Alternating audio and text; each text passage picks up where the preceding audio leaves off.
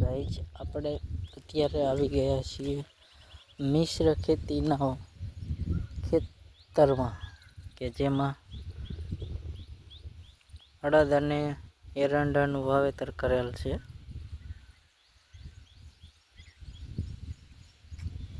અને મિશ્ર ખેતી કહેવામાં આવે છે. પારીએ એરંડા વાવેલ છે અને વચ્ચે અડદનું વાવેતર કરેલ છે.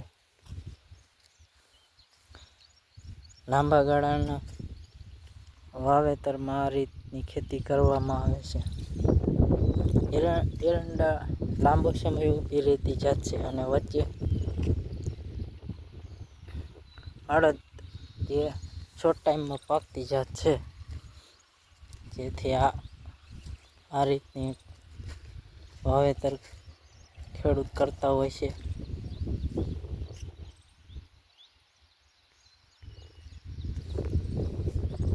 80ના ફાંડે એરંડાનું વાવેતર છે, વચ્ચે અડદ.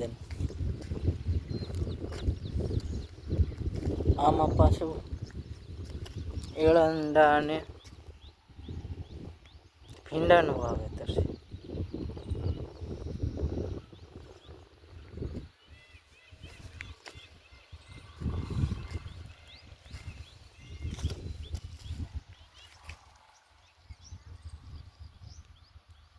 એસીના ફાંડે એરંડા અને ભીંડો.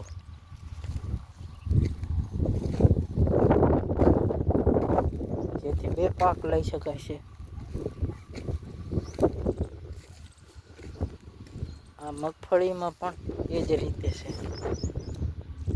પારીએ એરંડા અને વચ્ચે મગફળીનું વાવેતર છે.